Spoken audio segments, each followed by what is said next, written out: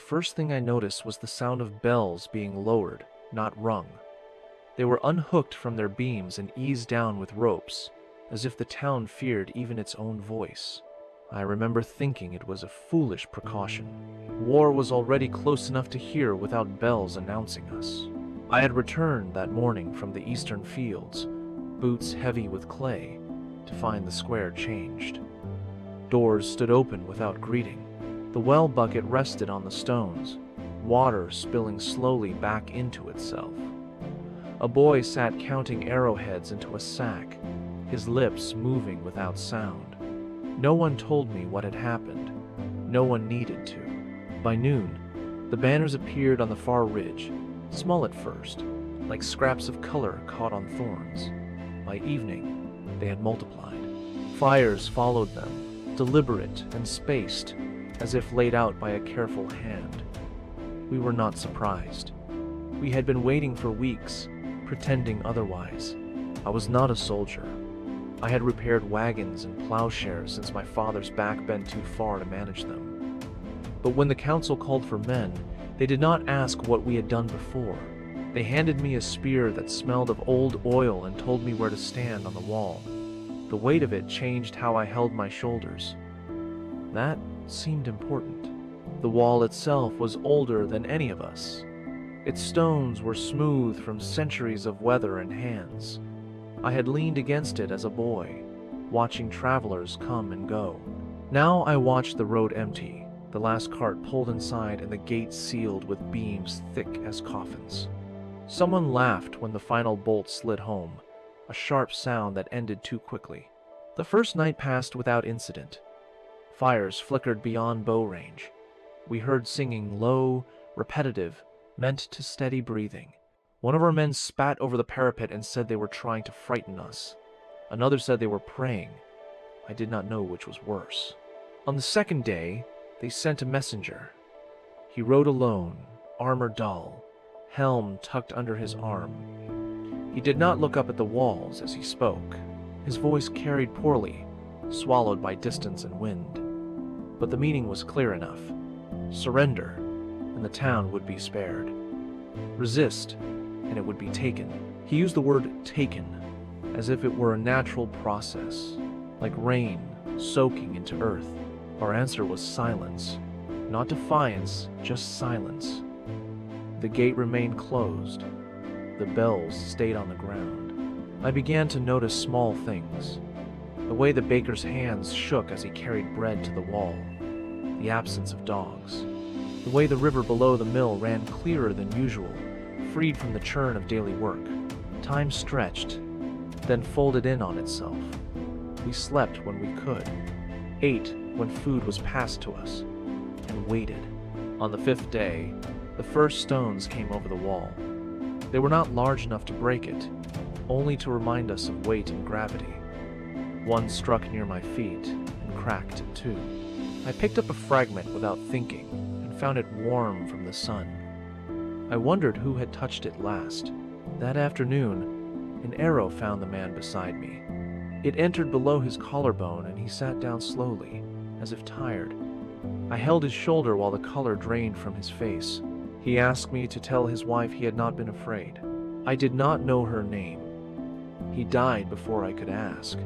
We buried him at dusk, shallowly, behind the chapel. The ground was hard. The priest spoke without ceremony.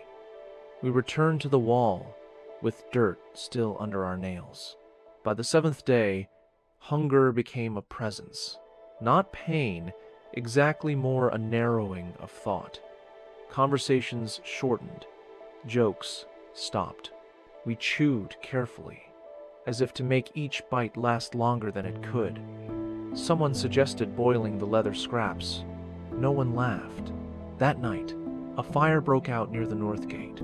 It started small, then grew, fed by pitch meant for defense. Smoke rolled along the wall, thick and bitter. In the confusion, I saw movement beyond the flames, shadows too coordinated to be chance. They were testing us. We held. Afterward, the captain came to where I stood. He was an older man, his beard gone white in uneven patches, He asked my name. When I told him, he nodded, as if confirming something. He pointed to the spear in my hands and told me to keep it upright. "It tires the arms less," he said. Then he moved on. The next morning, the bells were gone. I noticed their absence only when the wind shifted. The tower looked wrong without them, like a mouth missing teeth. Later, I learned they had been melted down overnight, poured into rough molds to make shot. No one announced it. The sound of hammering spoke for itself. On the 10th day, the attack came not as a roar, but as a pressure. Ladders rose in careful lines, shields locked together like scales. The air filled with the dull thud of bodies against stone. I thrust when told, pulled back when told, my world reduced to the space in front of me. At some point, my spear lodged in something that resisted. I pushed harder. When it came free, I did not look down. They withdrew before noon, leaving the ground below littered and quiet. We did not cheer. We counted our dead and moved them aside. The wall held, but it felt thinner now, as if it had learned it could be breached. That afternoon, I found myself in the chapel, not to pray, but to sit. The pews had been dismantled for firewood. Sunlight fell through the high windows, catching dust in its path. On the altar lay the town ledger, its leather cover scarred. I recognized the names inside: births, marriages, debts, forgiven or denied. My own hand appeared once, years ago, as a witness. I closed the book gently. On the 12th day, a breach opened near the old tower. Not wide, but enough. The captain ordered us to hold the inner street. We dragged wagons and overturned tables to form a barricade. Women and children were sent to the cellars. Someone pressed a strip of cloth into my hand to bind wounds. It was torn from a wedding dress. I knew whose. The fighting there was close. Faces, breath, the wet sound of effort. I remember a man stumbling toward me, his helmet split. He tried to speak. I struck him before he could. Later, I would realize he was unarmed. By nightfall, the street was ours again. The cost was measured in silence. Fires burned unchecked. The smell of cooking had vanished, replaced by iron and ash. On the 14th day, they stopped attacking. This frightened us more than any assault. Scouts reported movement tents being struck, fires doused. By evening, the fields were empty. The banners were gone. We waited for a trick, a feint. None came. At dawn, the gate was opened cautiously. The road lay bare. No bodies, no broken equipment, just the earth, scarred and pressed flat where an army had been. Someone laughed then, a sound too loud for the space it occupied. Others joined in, voices cracking. We had held. We had endured. It took days to understand what that meant. The wells had been fouled upstream. The mill burned. The grain stores were low beyond repair. Refugees from nearby villages began to arrive, drawn by our intact walls. We took them in because there was no one left to turn away. Hunger returned, sharper now. Weeks later, a messenger arrived, not from the army, but from the south. He brought news of a treaty, of borders redrawn.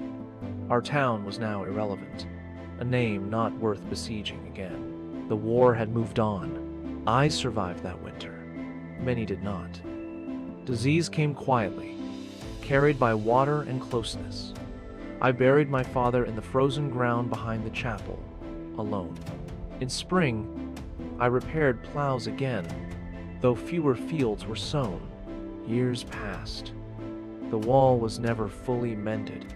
We told ourselves it was a reminder. The bells were recast and hung again, their tones slightly off. When they rang, people paused, listening as if for something beneath the sound.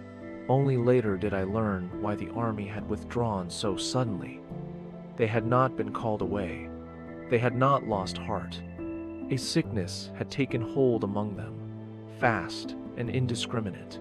Our resistance had delayed them just long enough for it to spread.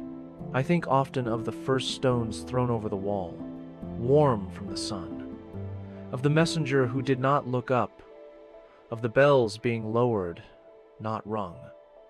We believed we were defending ourselves. In truth, we were holding the war in place, just long enough for it to turn on those who carried it. I still walk the wall at times. The stones are smoother now, worn by memory. When the wind is right, I can almost hear singing from the ridge, low, steady, meant to keep fear at bay. I do not know whose voices they were. I only know that we listened, and in listening, we survived.